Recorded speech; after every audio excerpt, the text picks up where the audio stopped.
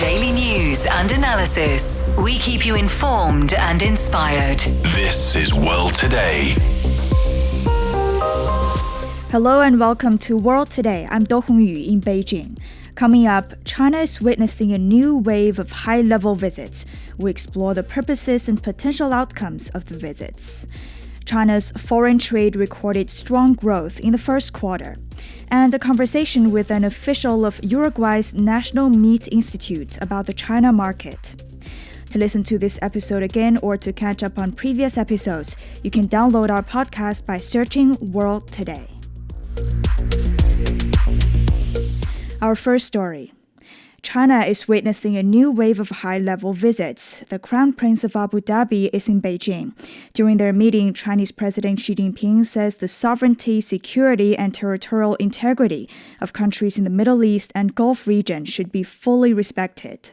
The Chinese president also met with Spanish Prime Minister Pedro Sanchez in Beijing, calling on both sides to defend true multilateralism and safeguard the international system with the UN at its core. Sanchez said Spain supports President Xi's four global initiatives and is willing to work with China to tackle challenges such as geopolitics, trade protectionism, and climate change. Meanwhile, Vietnamese President Tu Lam is also in China for a state visit. Mozambique's President Daniel Chapo is also set to begin a state visit to China on Thursday.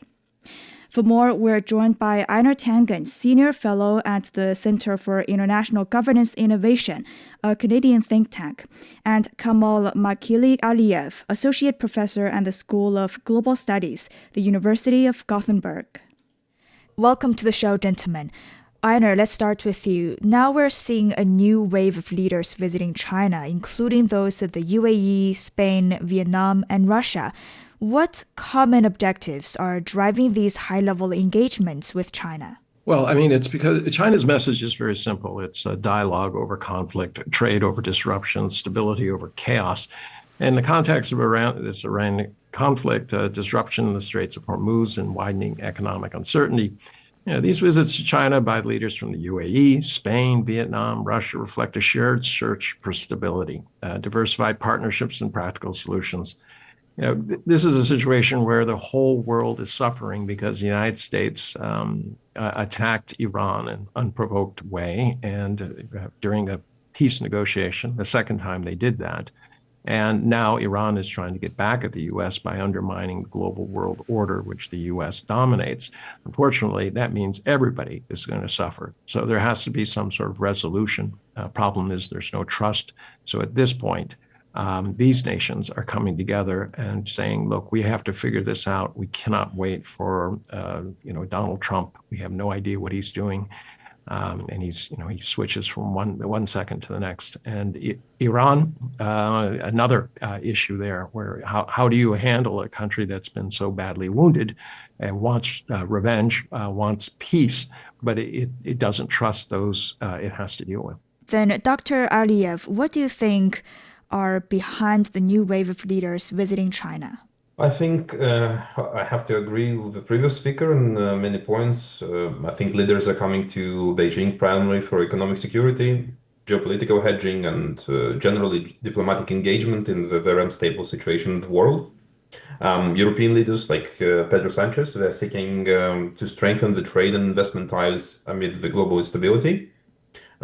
Gulf leaders, they're deepening energy and technology cooperation with China. It's been on the priority list, but now it's being pushed by the same instability towards more critical levels especially for the Gulf state leaders.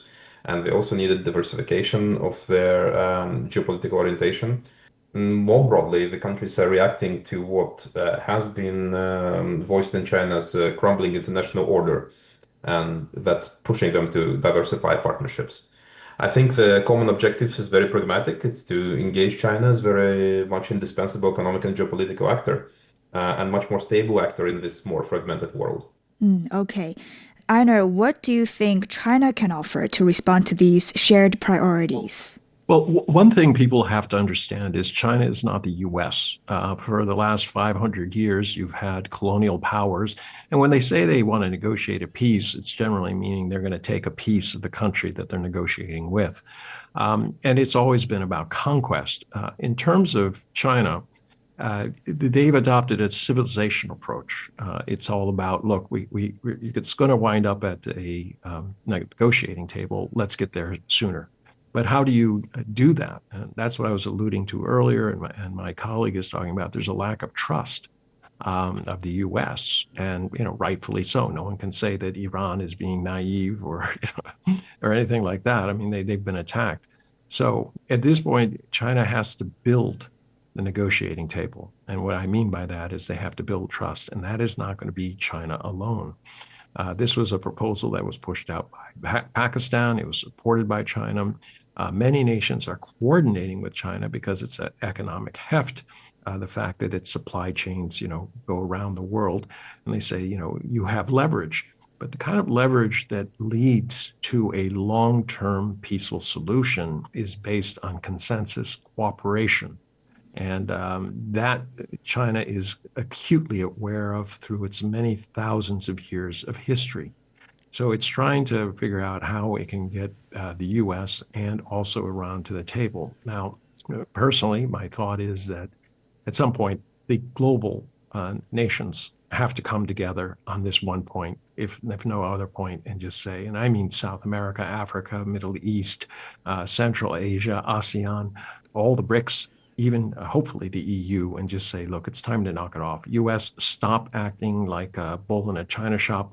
Stop thinking that you can just take things, whether it's Greenland or Venezuela or Iran or somebody's oil, and start acting like a part of an international order. And then to Iran, they have to say, look, what you're doing, we understand, but we cannot have you hurting the entire world. And that's going to take a lot of trust building. And it's also going to take some realistic appraisal of what's happening in the Middle East, especially the fact that you have Israel, 7.5 million people with 120 approximately nuclear weapons, which is indicated they will use. And until that imminent threat goes away, and you have a non-nuclear Middle East, I don't see a long-term solution. So this is the beginning of a long journey. Hopefully it ends in a way in which you create a much more peaceful Middle East. But right now, the history of the United States has been pretty abysmal in terms of dividing and conquering, as well as, that's been Israel's strategies for the last 30 years, ever since the Clean Break report that was put out by Richard Pearl. So there's a lot of work to be done. You don't settle something that's been going on for 30 years in 30 minutes. But hopefully negotiations go forward because there's really no other choice. And then, Dr. Aliev, what do you think of this? What China has to offer to respond to the common demands of the visiting countries? I think if I may take a little bit of broader perspective, I think, yes, we are linking this situationally to the current administration in the United States, but I think the broader impact is going to be that this changes how the other countries think and perceiving the United States and the global order that it was standing behind. That unpredictability, there is no guarantee that even if there is a change in the administration in the United States, that it's not going to at some point come back in one form or the other. And that's why this is not just a link to this administration, this is linked to border perception of the United States. On the background of that, China is offering, in my opinion, three things that are highly visible in today's world. It's economic scale and investment, especially with China expanding cooperation in energy infrastructure and green tech, which is very important in the current situation on the energy global markets. It's offering, and second, it's offering market access and trade. For countries, for example, we mentioned Spain. For Spain, it's actually very much actively trying to expand exports and rebalance trade deficits with China, and many other countries are following the suit, especially in the European Union. And third is the diplomatic positioning. On this background, China is positioning itself as a defender of multilateralism and stability, especially amid the Western countries' division. So that brings a totally different light on China as an actor. And I think this is the driving force behind of so much diplomatic engagements. So market finances and diplomatic relevance, they become a very powerful combination for China's diplomatic engagement on the global stage. At the same time, there's going to be rebalancing between the trade routes in Eurasia because the situations of conflict around Iran and Russia are putting Eurasia in a very delicate geopolitical situation where you have very thin corridors, the slivers, like, for example, for the South Caucasus, that have been historically a Silk Way route. Also intimately connected to the trade between Europe and China. And this becomes much more prominent and important as a nexus for the trade on the Eurasian continent. Very detailed explanation. And now the Abu Dhabi Crown Prince has met with President Xi Jinping. Einar, what are the UAE's key goals in this visit? Obviously, UAE wants stable oil exports amid these tensions. Long-term Chinese energy demand is important to them. Obviously, you have a situation where you have a client and a supplier, but they're interested in much more of that. I mean, one of the sad things about this is that tens of trillions of dollars have been wasted.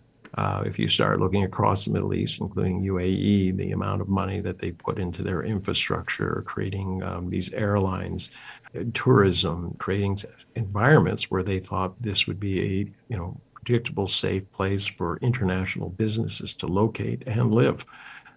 It's all kind of been put on the back foot right now. So they're looking for solutions not only immediately, but long term. And that means that there's going to have to be, you can't just, put a damper on the situation now. It's got to be settled at some point. And that means that there's got to be a much larger perspective on this issue. Yes, the U.S. is the main instigator, but the U.S. is not going away, and it's always going to be a powerful nation. So the question is, how do you bring the U.S. into the multipolar world so it does not continue to threaten? It has a very powerful military, which is, has indicated it's unafraid to use. You cannot have a rogue entity like that roaming around. So there's got to be a way in which these things come together. And as I said, you cannot solve anything until you sit at the table and there's enough trust there so that you believe whatever agreements that you make can go through. I mean, we saw the same thing in Ukraine in 2014.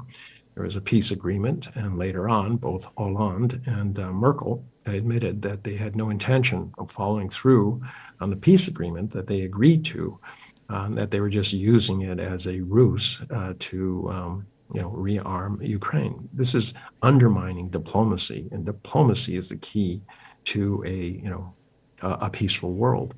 And if you don't have that, there's not much hope. So China is trying to rebuild that, especially around its ideas of, every country is entitled to be secure, and their security should not depend on the insecurity of another country.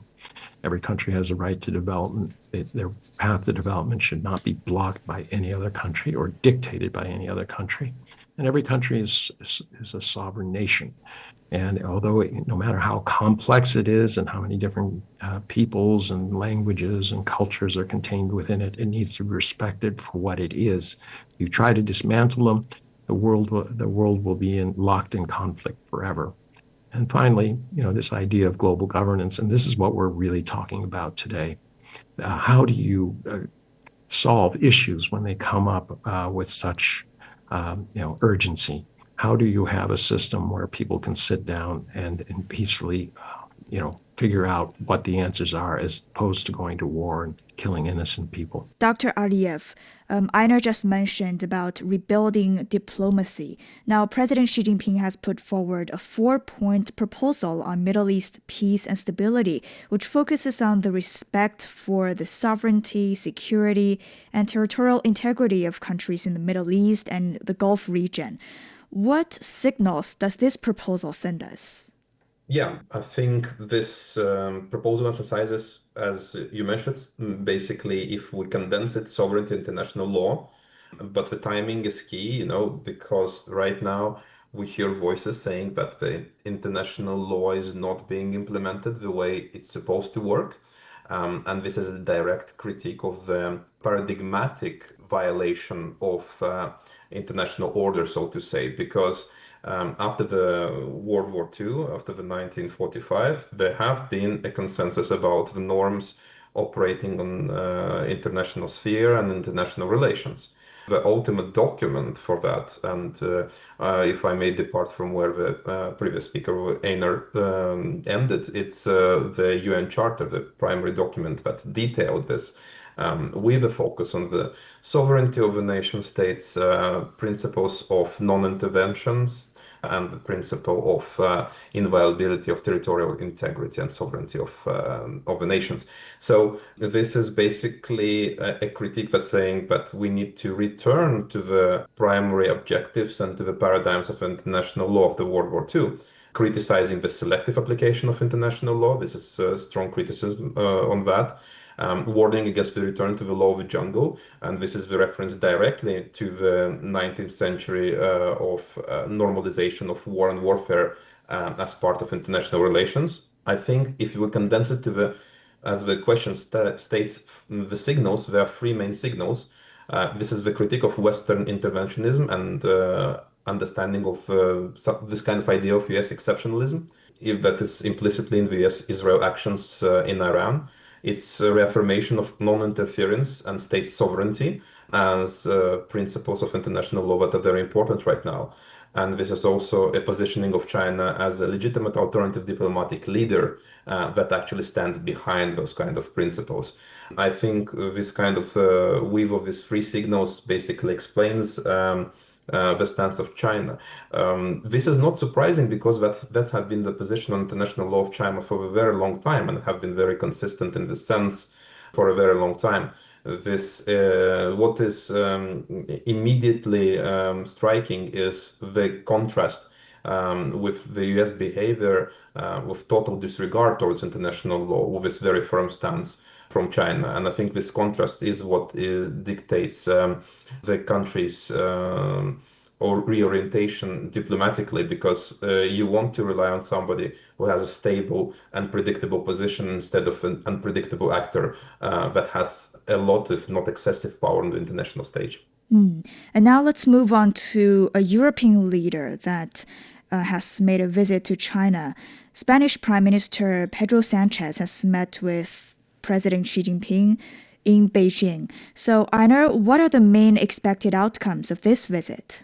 Well, obviously he made it clear that he does not want a second Cold War and that he wants cooperation, not decoupling. It's a broader European reality. Unfortunately, it's not uniform across the board. But what we have seen in the last few days is the European nations saying no, they're not going to join in some pointless blockade of the Straits of Hormuz, which would be directly against their own interests. They would be blocking the oil that they need to run their economies. Meanwhile, their people would be paying huge prices, and you'd have we're looking at a food shock.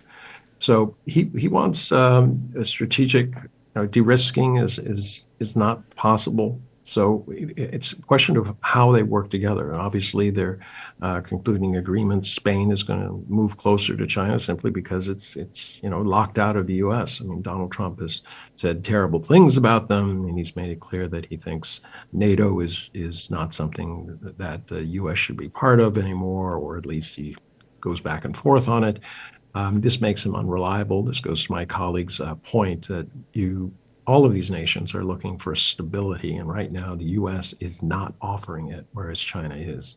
And then Dr. Aliyev, Sanchez said, and as Einar has just mentioned, that Spain opposes any new Cold War or decoupling, and it supports better understanding and closer cooperation between China and Europe. What is your take on this statement? I think that's...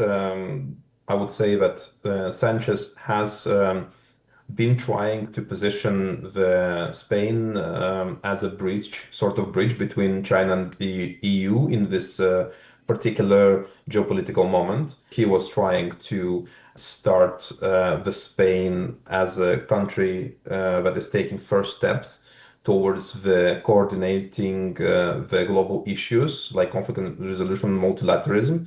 in terms of bridging this kind of divide that have been growing between the EU and China geopolitically due to the pull of the United States. And I think this call for the closer EU-China cooperation from Sanchez is in line with this. At the same time, what Spain is trying to achieve right now is deepening of the ties. It's not looking for dramatic kind of breakthroughs or complete reorientations, and that's have been evident in the themes that have been discussed between Spain and China.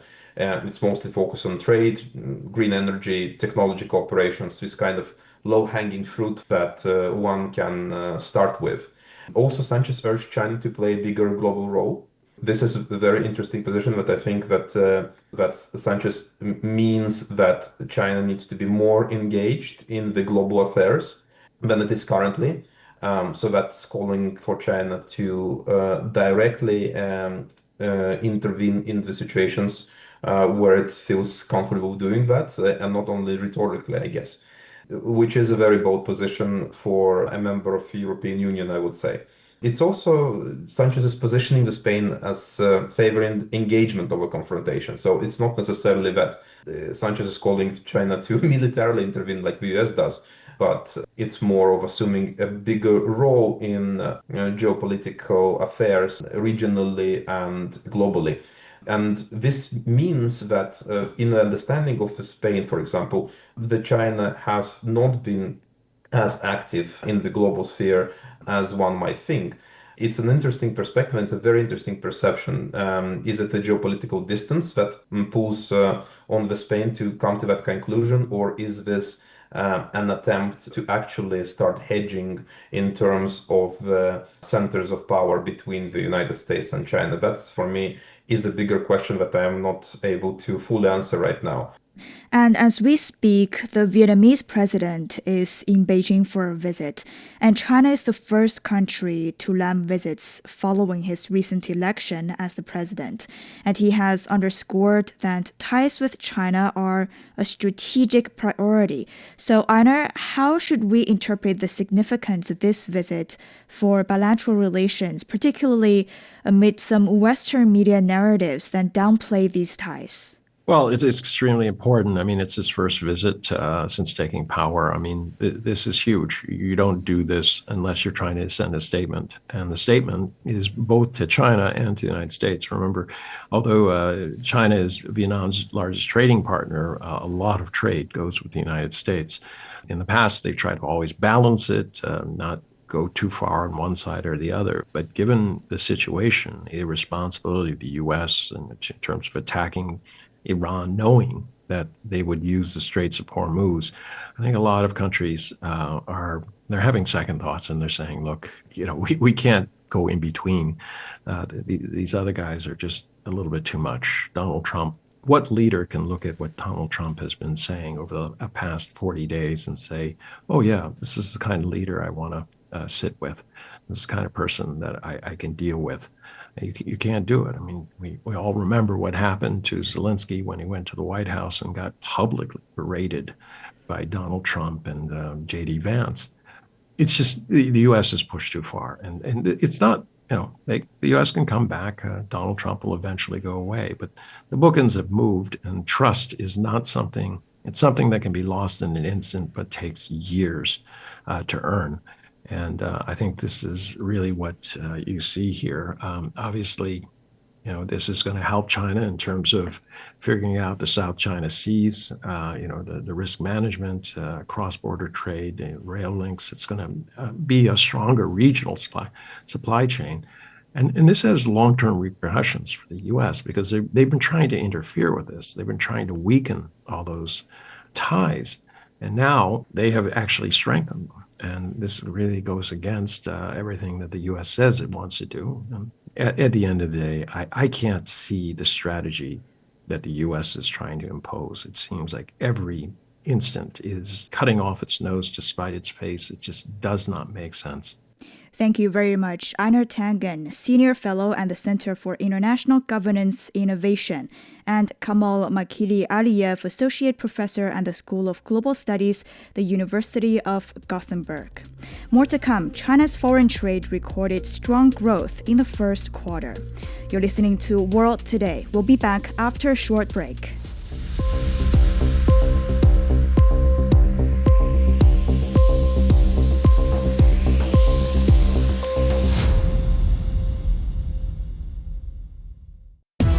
Hello, my name is Alessandro Golombiewski Teixeira. I'm a professor of public policy and management at Tsinghua University in Beijing. I am a great listener of The World Today. In my opinion, The World Today is one of the best China radio programs. In The World Today, we can get the best news and analysis in what is happening now in the world. So please come to join us. This is World Today. I'm Do Hongyu in Beijing. China's foreign trade recorded strong growth in the first quarter. Total imports and exports of goods reached over 11.8 trillion yuan, or over 1.7 trillion US dollars, marking a 15% increase. Exports rose about 12% to over 6.8 trillion yuan, while imports jumped 19.6% to nearly 5 trillion yuan. Now joining us on the line is Dr. Zhou Mi, Senior Research Fellow with Chinese Academy of International Trade and Economic Cooperation. Thank you so much for joining us, Dr. Zhou. Thanks for having me. First of all, China's foreign trade posted strong growth in the first quarter. What were the key drivers behind this performance? Well, in my understanding that international trade really represents the demand and the supply. So the relations between these two sides are really changing very quickly last year. We see that so-called reciprocal tariffs are really affecting the people's willingness and also the expectation about the trend of development. Many countries just turn to China to trying to find a better dependence and stability. So this is the reason why we see a very strong increase of the trade. So I don't think that is just happened overnight. We have seen that after 1 year of the practices of so-called reciprocal tariffs, we're seeing gradually that trade is growing more and more with China. So I think that is really our expectation that China is going to provide them with more stability. And another reason is that China is really good at the innovative ways of the development. We have many industries to do with the innovation. And these countries are really depending on that to have a better development abilities on the innovative abilities. So I think both reasons are the result whereby we see that the increase of the trade are really very outstanding this quarter. China's imports grew by nearly 20% year-on-year. How do you see this growth as global trade growth is projected to be a lot slower this year? Well, the world is suffering from insufficient demand. I think that is the reason why United States are so strong in trying to do more protectionism. Well, China is our developing country, but we want to share our vast market opportunities with our friends. So we have put a lot of new practices, like we have put zero tariff for the import from all the 53 countries which established diplomatic relations with China in Africa. But we're also trying to facilitate the trade in the free port of Hainan and import more things from other countries. So the import are increasing even stronger compared with the export of China. I would say that is really our important opportunities, and everybody want to share the demands from Chinese consumers. So we are also trying to open our market and trying to facilitate the trade to import more things from them. And how are Chinese exporters adapting to a more uncertain global environment, including the shifting supply chains and rising protectionism? Well, the exporting are, I think they are really experienced. If you're looking at, several kind of the performance on the export, we are really performing quite well on almost every categories, including the machineries, the electronics, even some of these, the textiles, garments, shoes, and also furnitures. So Chinese companies are really good at the abilities for exports. I think that the reasons are because that they really want to know more about the customers' demand, and they're really working very hard to go their the market to try to do more communication with them. One of my friends, she went with her team to Latin America and trying to do more interactions with the local market. I think that they are really able to deal with the uncertainties. But in the future, there are so many new challenges. I mean that the government is trying to give a better support to the enterprises. Well, the enterprises should listen to this kind of support. They need to find out a better understanding about the mechanism, including the trade agreements and other mechanism to guarantee that their efforts cannot go in vain. So we need to do more things to have a better communications between the governments and the enterprises to make it better and stronger abilities for the enterprises. Now, customs officials said China's foreign trade diversification continues to gain momentum as trade with countries participating in the Belt and Road Initiative now accounting for over half of the country's overall trade volume. What does it tell us about China's resilience to trade shocks? Yes, it is true that the Belt and Road countries are really working with us. They understand that the experiences of China can also be borrowed by them. So we can do more to improve the mutual understanding and also trying to expand the coverage of the trade among us. We can do more about supporting the infrastructure while at the same time to give a better support to meet the demand and trying to fight against the inflation. So there are so many things that we can do together. I mean, with the collective efforts, the Belt and Road regions can have a better performance even in such an uncertain world. And finally, within 1 minute, considering the current Middle East conflict and increasing protectionism, can China's foreign trade maintain a robust momentum going forward? I believe so, because it's not only about the wishes of those countries who are under the conflict, but also the possible, the ways for the solutions. Like, for the energy industries and also for infrastructure industries, China is really giving more solutions on dealing with these uncertainties, the new energy vehicles and the infrastructure to do with the transfer from the traditional energy to the new one are also provided so many opportunities. So the trade with China means the more certain in the future. I mean, that is what we are going to bring to our trading partners. And on the other side, we're not just trying to make enterprises to deal with the problem by themselves. We're going to talk with the different stakeholders to improve their understanding about each other and trying to make it a stronger and more transparent way of dealing with this uncertainty. But I need to say that the higher quality development is what we really want to have. So we can do more to cooperate with our trading partners to have a better performance based on these new ideas and the diversified goals to be achieved. Thank you very much. That was Dr. Zhou Mi, Senior Research Fellow with Chinese Academy of International Trade and Economic Cooperation. Coming up, a conversation with an official of Uruguay's National Meat Institute about the China market. This is World Today. We'll be back. Uruguay's National Meat Institute says China has been Uruguay's most important market over the past 10 years. Victoria Tsai, head of the Asia office at Uruguay's National Meat Institute, made the remarks on the sidelines of the 6th China International Consumer Products Expo in Hainan. Uruguay is one of the world's top beef exporters.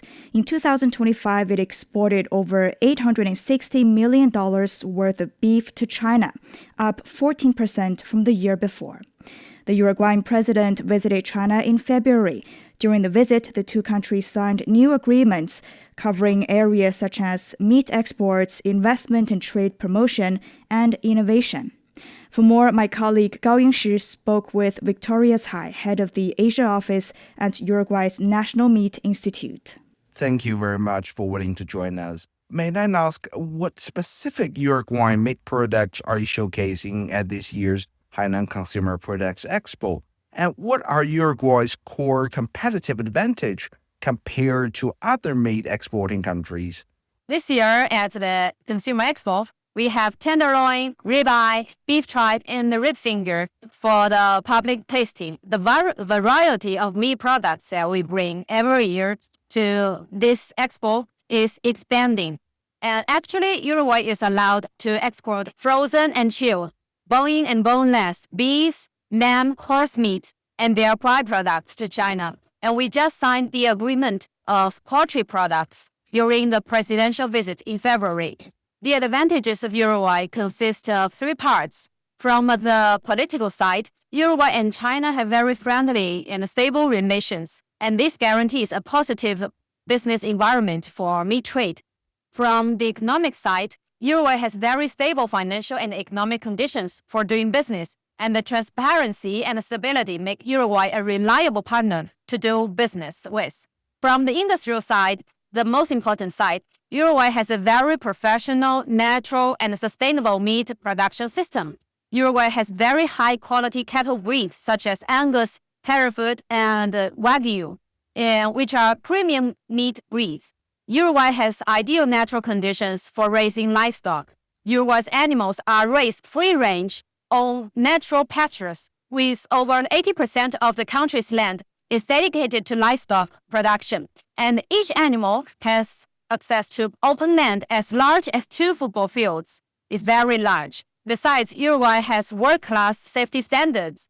Uruguay has prohibited the use of animal proteins and growth hormones during the animal feed. And the traceability is mandatory in Uruguay.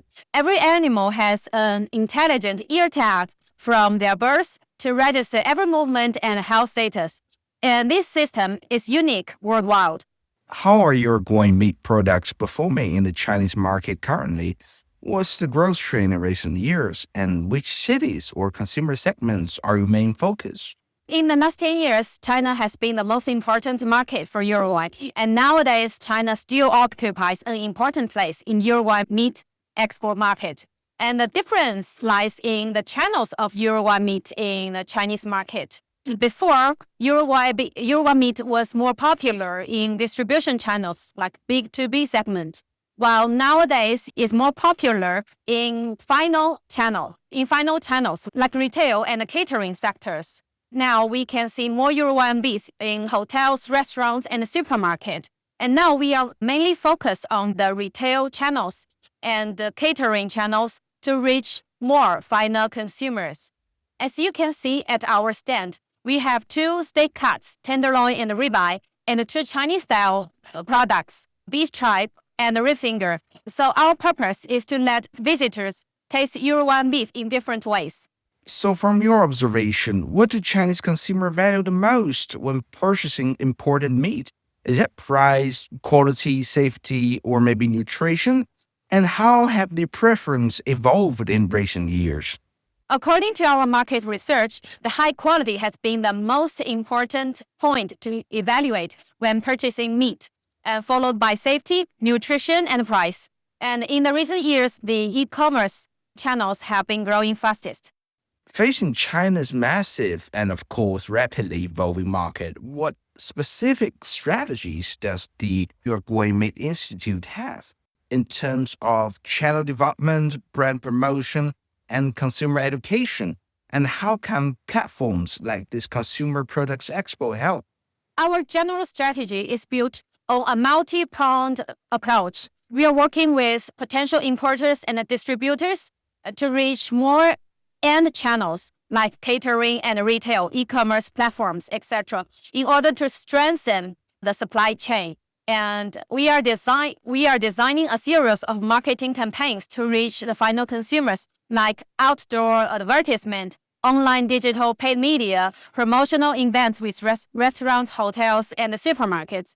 And now we have an ongoing campaign named A Delicacy on the Tongue, a treasure of origin. In Chinese, it is 舌尖好味，天生瑰宝. And we also participate in a lot of important fairs in China, like Consumer Expo in Hainan.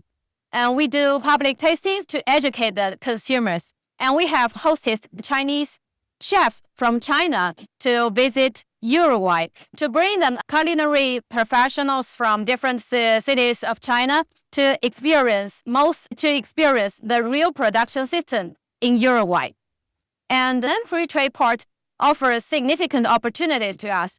Actually, INAC, our institute, has organized experts to inspect the processing facilities in the port, like Yangpu, and we have studied the cases and to know how can make Uruguayan plants and benefit from these policies, these local policies. And we also learn a lot of real practice. This is very beneficial for us to learn new things of China. And this is a very good platform for us to know what is going on in China in this market.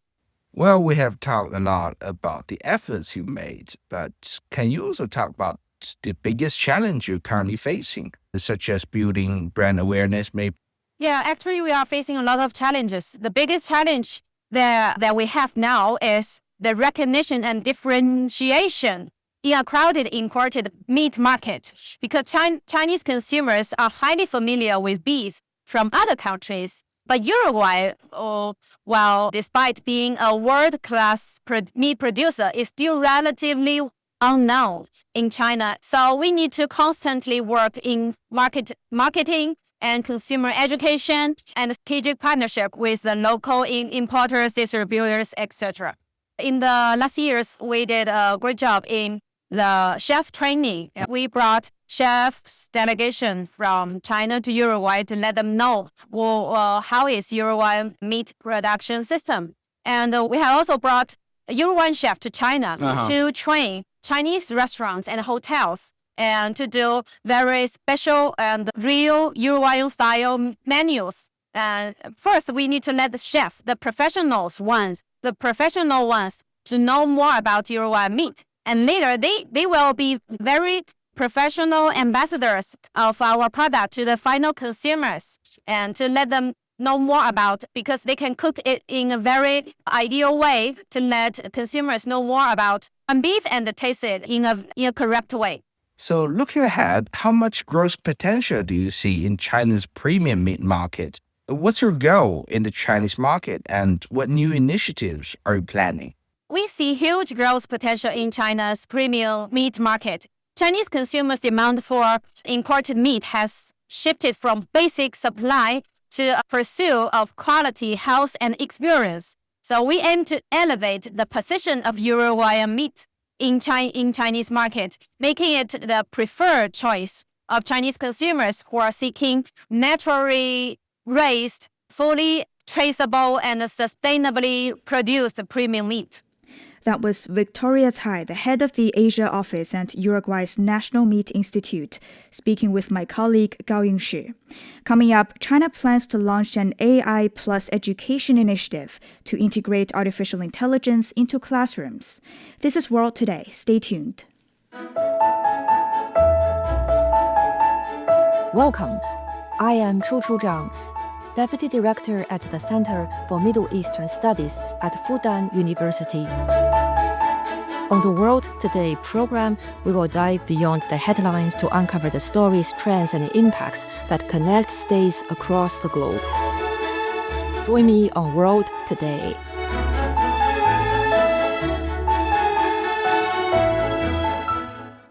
You're listening to World Today. China plans to launch an AI plus education initiative aiming to integrate artificial intelligence into classrooms from an early stage. According to the country's Ministry of Education, China aims to establish a system that spans all levels of schooling and extends to the broader public by 2030. The move comes as the country is accelerating efforts to develop the AI technology and adapt its economy to an increasingly digital future. For more on this, my colleague Zhao Yang spoke with Yan Liang, professor of economics at Willamette University.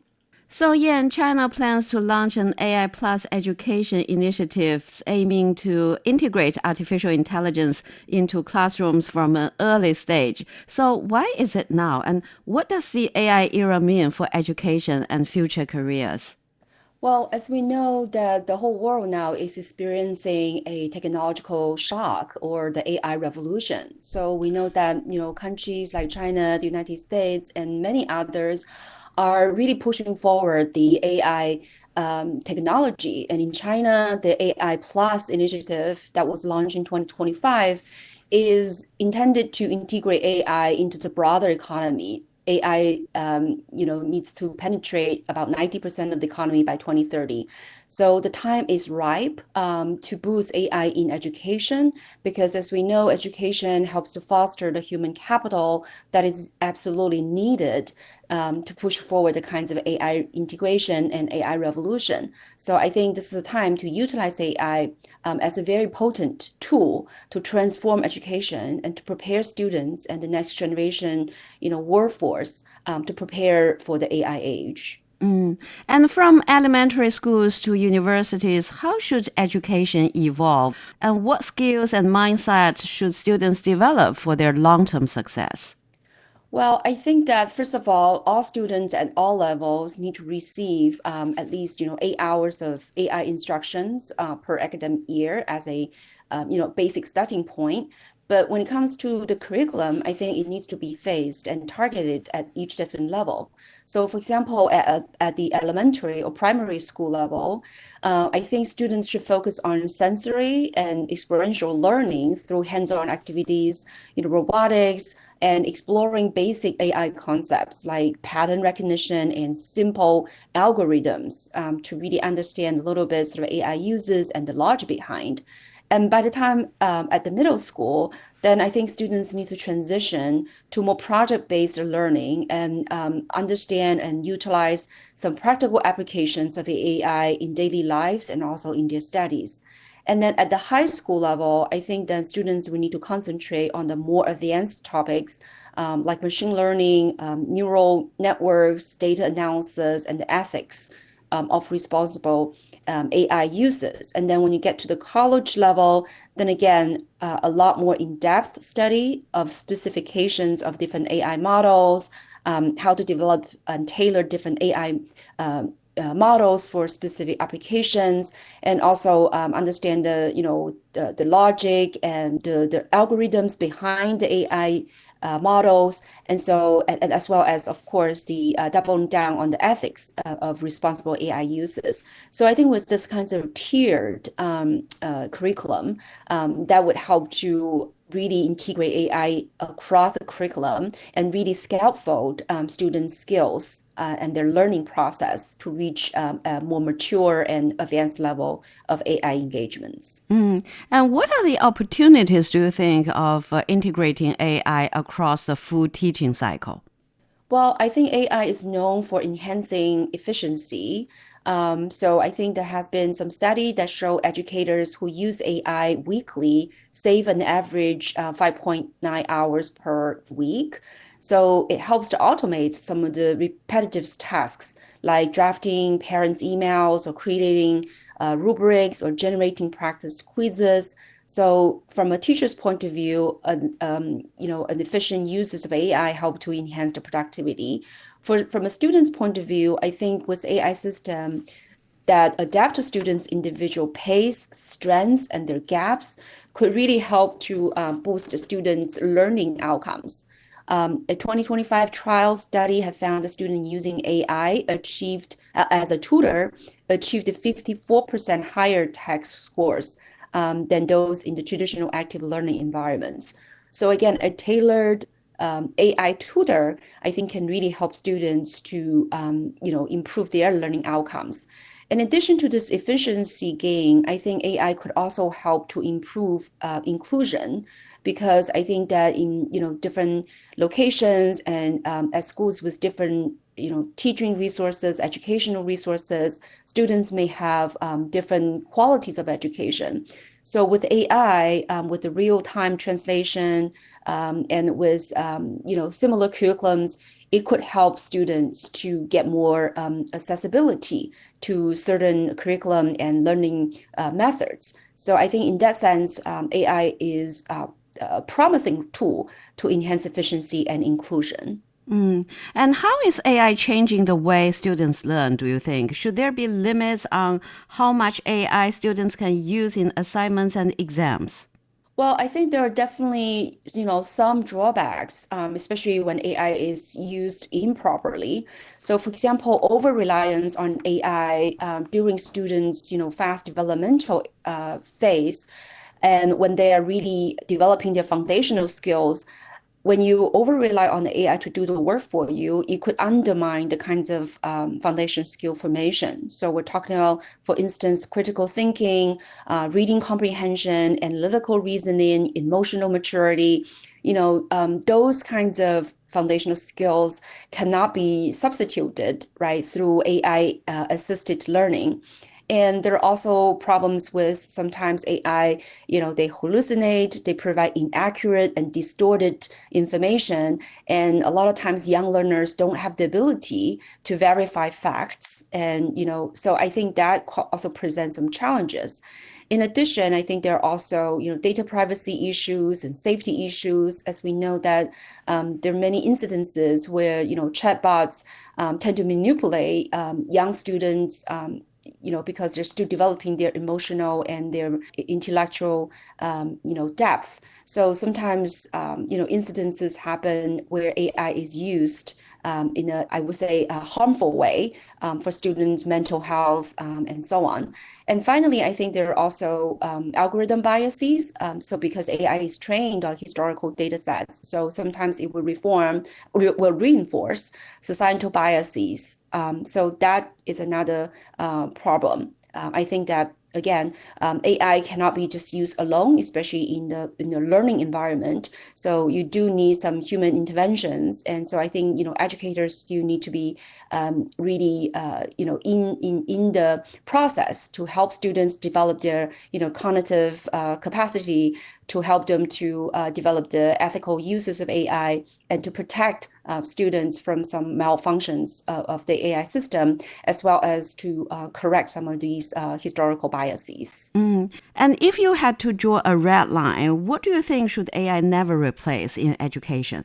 I think, first of all, during the really the sort of skill formation era, in that specific phase, when students are redeveloping critical thinking skills, reading skills, and analytical reasoning skills, I think students should be really guided how to use AI in a productive way. So, for example, it is okay to ask AI, to provide some references for students to check certain sources of information.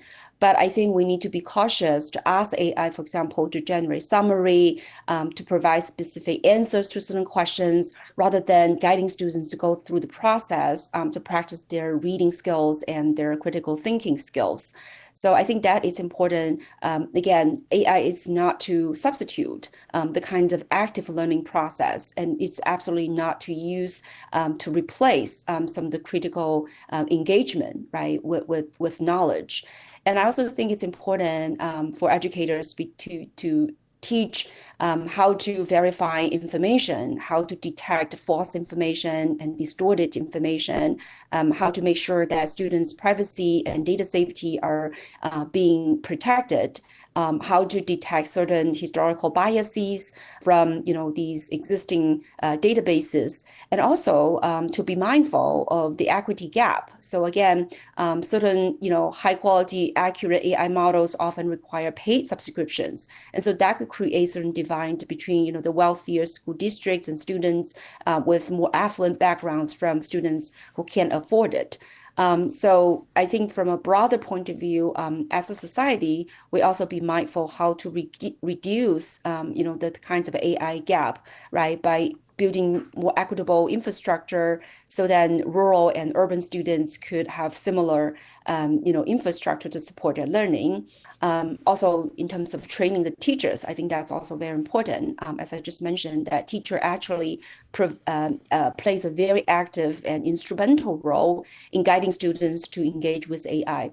So we need to train our teachers to make sure that teachers are competent in using AI to both, improve their own work efficiency, but also allow them to provide better guidance to their students.